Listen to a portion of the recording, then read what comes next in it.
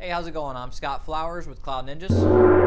Today we're here to talk about Supermicro CSE-825 and specifically the motherboards inside the X9DRL-iF, the X9DRL-EF, -3F, and -7F. Let's get started.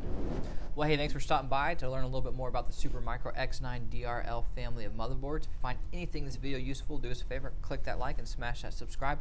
All right, well, let's get started. First off, there are 4 different endings that we talked about. You have the -IF, the -EF, the -3F, the -7F.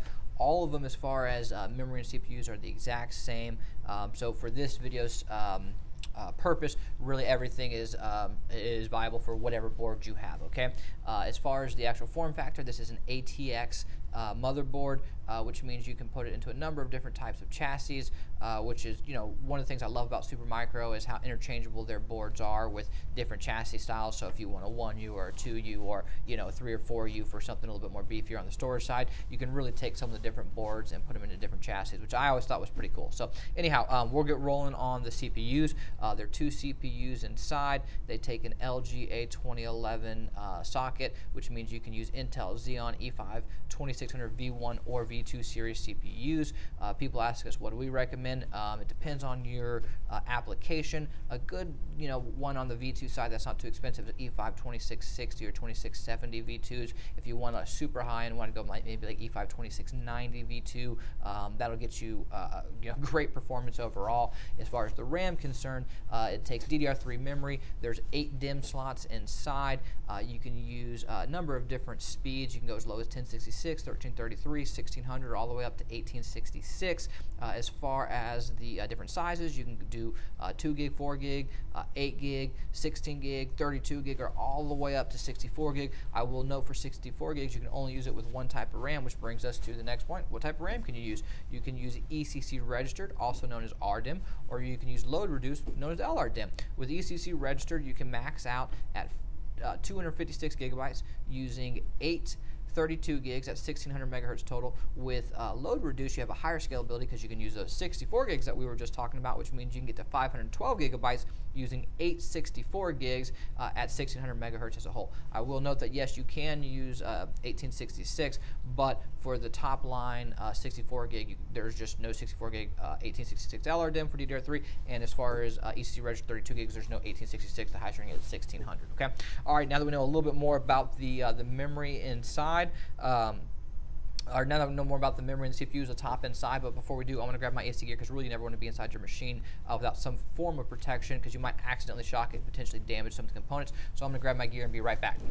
All right, now that we have our ESD, we're safe to open the machine. So like pretty much all the Supermicro servers out there, just push these 2 tabs down, pull back. You'll notice this opening right here. You're safe to pop the lid open and you're in. So we'll just kind of start from the beginning. The hard drives are all hot swap. They go in here. Here's your back plane to connect to them. You have your fans. You have your hot swap power supplies. You have your motherboard. You have the air baffle that's protecting the airflow for the CPUs and RAM that are under here. So in order to get to the CPUs and RAM, you're going to need to remove the air baffle. Just lift straight up, and boom, we are in. Okay. So this board, unfortunately, isn't labeled too well. Normally, Supermicro does a pretty good job, I feel like, where you can look at the motherboard and kind of determine everything. It does help say, this is CPU 1, it helps say CPU 2, but as far as which slots are which slot, it's not necessarily ideal, so let me point them out to you. So on the start over here is actually A1, that's the very first channel, and then this is B1, which means every slot is actually its own memory channel, which is kind of cool. So you have A1, B1, you're going to come over here, do C1, D1, then you're going to come down over here, that's going to be E1, F1, and you come over here, and this outside is going to be G1, H1, okay? So that's how you'd properly load it. So let's just say you were putting in, only 2 DIMMs, you're going to put them in A1 and B1, okay? If you're only putting 4, A1, B1, C1, D1, okay? So that's the proper way to do it. All right, so we're going to be installing some pretty sweet Samsung 64 gig LR DIMMs in here, so we're actually going to max this out, which I'm pretty excited about.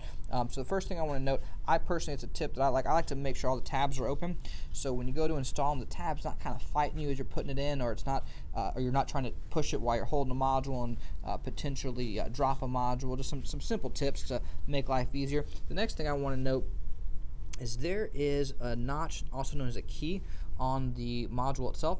If you line this up incorrectly, you could potentially damage the module, or even worse, damage the DIMM slot itself, which means you might have to replace the motherboard. So you just need to be careful and line it up properly. I always stress that point, and I understand that it's a pretty easy to line modules up, don't get me wrong, but it's also one of the most common user errors where someone's just kind of going through and they're not fully paying attention and they just accidentally put it in the wrong way, and boom, next thing you know, you've damaged a module. Okay, so I put them into A1 and B1.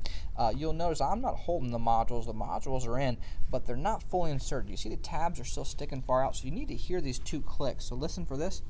Click 1, click 2. You notice how this tab versus this tab, hopefully the cable's not in the way, but you notice how this tab is in and that tab is jetting out? That's how you can tell, right? So we'll do it again. Click 1, click 2. Now both those modules are fully inserted. We're going to come to this side, and the module is going to flip around as far as the notch. All right, now we're going to put this in over here, and this is D1, and then we'll put it into C1 as well on the outside. Okay, and you can see this is a really easy process as a whole. I'm going to actually come to the other side. Technically, this is the next set of channels, but I'm maxing it out, so it really doesn't matter the order I put them in. But you can see this is a really easy process. If you're looking to, what I say, kind of put a Band-Aid on your server, and you know that, hey, eventually in the next few years you might need to get a new server to just handle all the new stuff that's coming out. But right now you don't need the most robust application, and you might be able to get away with an X9 for a couple more years, but you want a little bit more out of it. Well, the best Band-Aid is upgrading your RAM. Really maxing out the RAM for your server. That is, to me, the easiest, quickest, and most affordable way to boost the overall performance. So when people ask us what they can do, that's one of the things I always recommend is, I would like to find out what CPUs they have, but generally CPUs are so much further ahead than all the parts that the other parts are just trying to catch up. So really, I like to find out what CPUs you have, and then I generally will recommend upgrade your RAM. That'll be the best boost in performance. So, all right, now that we've done it, you can see it only took a couple of minutes, and we were able to completely max this out and boost their performance, which is, as I said, pretty awesome. So now we're going to line this up properly. Okay. And everything is flush, and then we're just going to drop the top back, and we're done. It was just that simple. So if you're looking for any upgrades yourself for your X9 or X10 or X11 for that matter, we would love to help out. Do us a favor and email us at sales@cloudninjas.com. That's sales@cloudninjas.com. And if you made it this far, hey, click that like and smash that subscribe. Thanks for stopping by. Have a great day.